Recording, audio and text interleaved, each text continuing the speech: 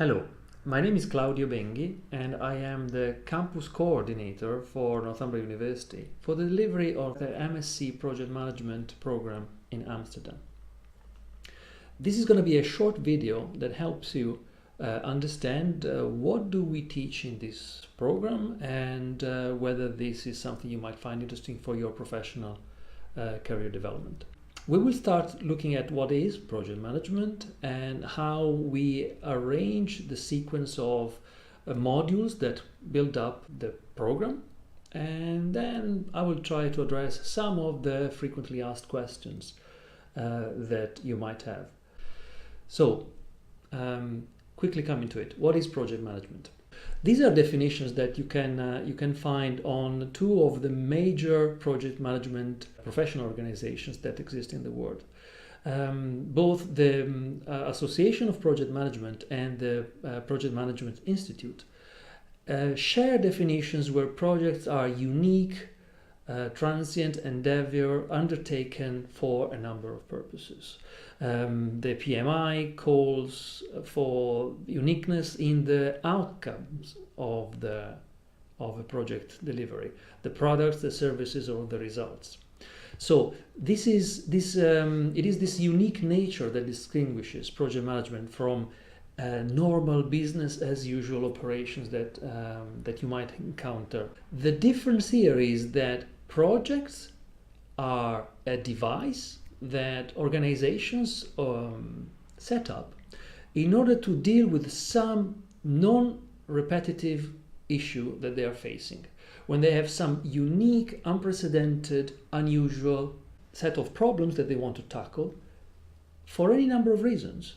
These reasons could be that the objectives or the scope of the challenge is different from other run-of-the-mill operations. Or it might be that they have a different approach to the budgeting or the finding of the resources that they're going to use for tackling these problems.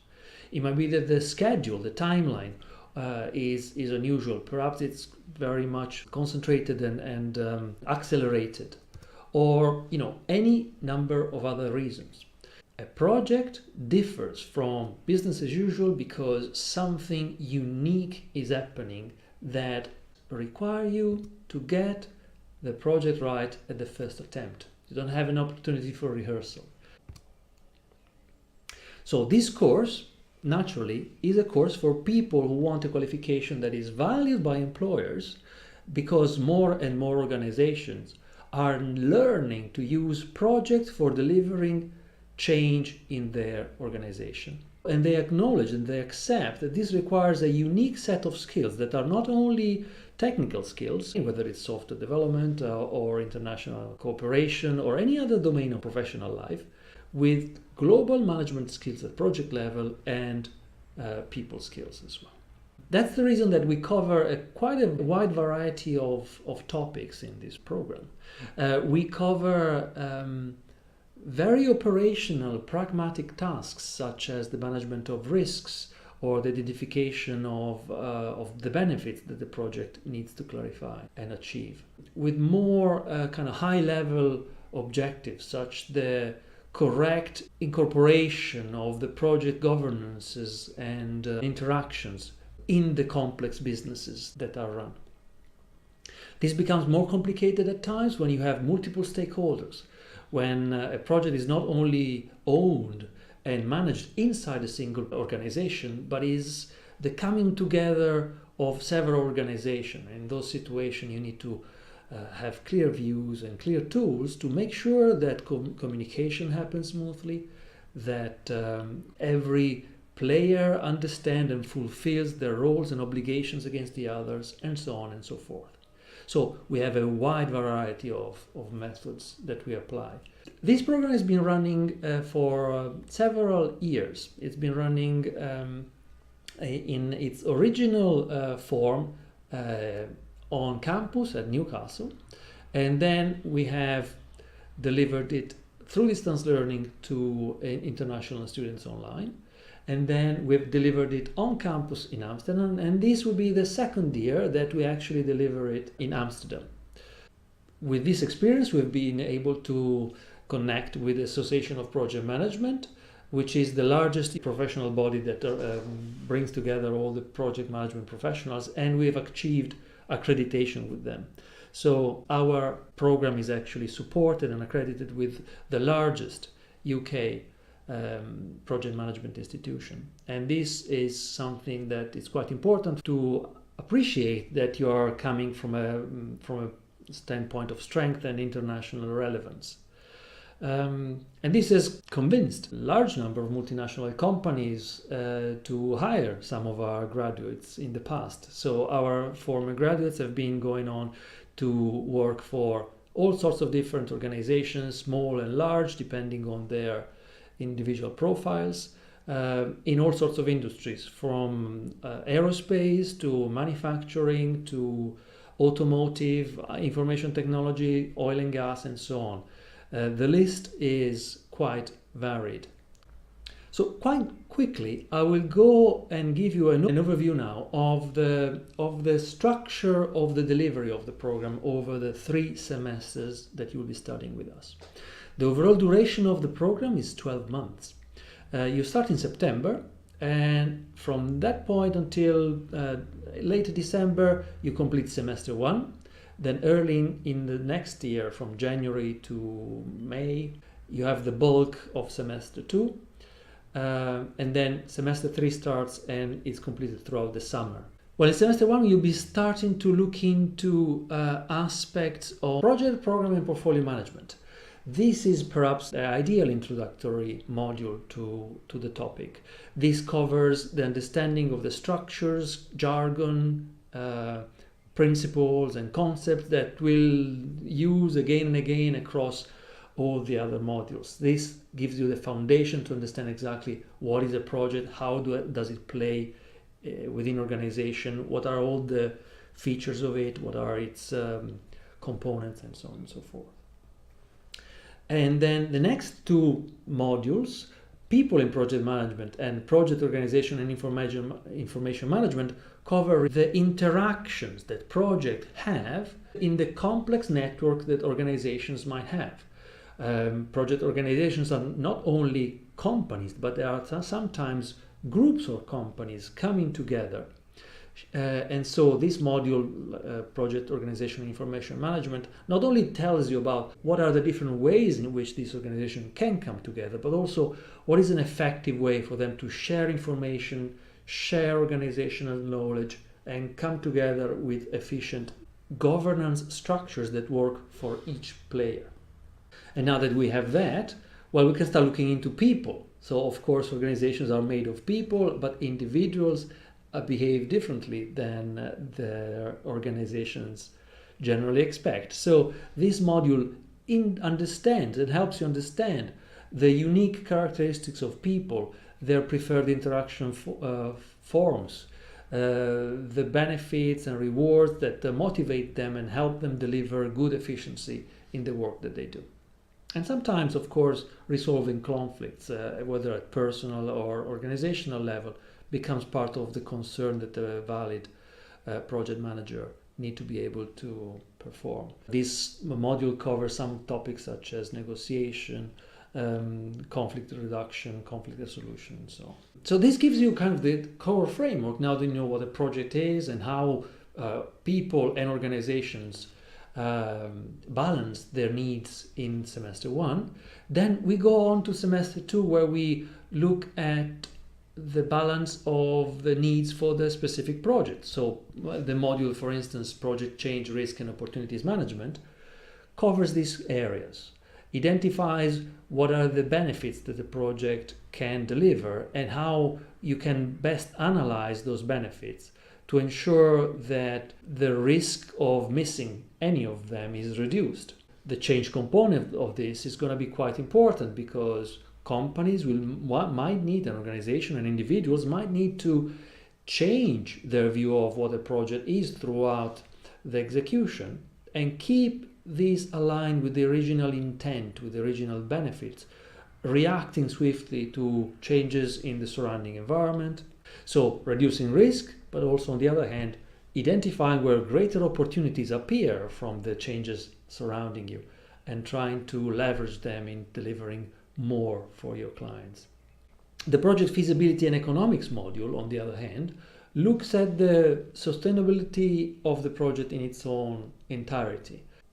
One of the greatest reasons for project failure is the inability of organizations to understand the complex nature of all the intermediate steps that might occur throughout the project. So understanding, well, having a strong, robust feasibility stage and a clear understanding of the economics and the financial aspects of projects allows you to undertake a project with confidence that whatever your objectives and benefits are can be achieved. Finally, we have a research methods module in semester 2 that covers perhaps the most highbrow aspects of this program. It is a module that we have introduced in order to make sure that our students do not go through all of these experiences without being able to actually understand exactly what these experiences are and what are the ways in which they can use an objective look into reality to improve on the delivery of subsequent programs and subsequent projects. So research methods is a fairly complex module that allows you to understand what gives us certainty that we know what we think we know. It is placed in semester 2 in order to allow you to progress neatly to your master's dissertation, which is going to be a scientific work throughout which you collect evidence in support of answering quite poignant questions about any aspects of project management that you might want to investigate further. The dissertation might be delivered in a professional environment or in a conceptual environment. You don't necessarily need to work embedded into an institution to be able to develop a master dissertation with us. What we're going to evaluate at the end of this is that you followed a set of rational principles to analyze the questions that you set out to answer and produced all the steps needed to make sure that whatever answer you achieve or reach is supported by evidence, supported by a strong rationale, and cannot be disputed. We are very keen that our modules are based on what we call a research-rich learning, meaning that we will make constant attempts and to reference academic knowledge wherever meaningful, so that your knowledge and your understanding of project management is actually based on scientific and rigorous processes rather than being just a set of professionally acknowledged methods, so that you also have this ability to challenge the status quo whenever needed and go past whatever the discipline recognizes as valid approaches at any time and progress in your professional life with the certainty that you can improve on the learning that you perform with us at Northumbria. We use technology enhanced learning as well, so we capture the videos of the lecture so you can review them. We provide you with online resources for testing and improving your learning experience, and so on and so forth. So we have a strong aim to support your learning experience with solid technological tools. We make a constant effort in this third bullet point, assessment for learning and achievement, to tailor the way in which you're going to be evaluated on your successful achievement of learning objectives in a way that is meaningful for your professional development. So we try to make sure that whatever you learn is aligned with those principles and knowledge sets and concepts that will support your professional development in the future.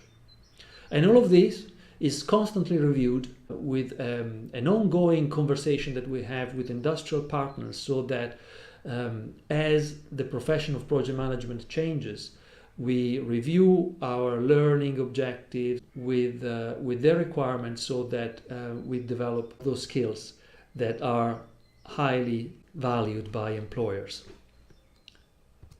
Well, all of this is gonna happen in an interaction that engages the student not just as recipients but co-producers of knowledge. You are expected throughout the year to engage with the literature references that we provide, with the content that we initially provide through the slide set in the lectures, and with the practices and workshops that we run, to have a reflection on your learning experience so that you can then challenge your traditional views and challenge even the traditional learning into a long-term reflective practices that make you a research-enabled student and professional. Okay, so I've been already speaking perhaps longer than I was asked to, but I'll come to the last slide where I do address some of the frequently asked questions, and then I'll wrap up the session. The first question that you are frequently asked is whether you need to have any previous project management experience to join our program. And that's not the case. We have had students joining in from a wide variety of undergraduate studies, from engineering to computer sciences, from international studies to business management. Our program aims to complement your professional background in order to make you a more efficient project manager in any particular industry where you might want to go and work in. In terms of assessment, we will use a variety of different assessment methods throughout the program. Each module will have one or more coursework specifications that vary from essay writing, development of portfolio, some research work, some exams and online tests. And this mix of methods will allow every individual to demonstrate their learning abilities with us. In case you should fail to pass the required threshold of assessment for any of the assignments or exams, you might be asked, after the taught modules are finished, to resit the specific task, either rewrite the essay or improve on it, or redo a presentation or perform an exam again. This will give you an opportunity to complete any of the modules that you might have failed in order to achieve the 180 credits for your MSc Project Management. In terms of contact hours, you have already understood that we have 3 modules per semester in the 2 taught semesters, and each of them will deliver about 48 hours of direct contact time between you and one or more lecturers per module. This contact time might be a front-facing lecture where the lecturer delivers the content that established the foundations for you to work on, or some seminars or workshops where you will be asked to perform some tasks either individually or in groups to practice and experience those particular theoretical backgrounds firsthand. So this completes my presentation. I hope it was useful, but should you have any more questions, feel free to ask our staff member that are sitting with you today, or visit this link at Northumbria University to find out more about our program. Thank you and goodbye.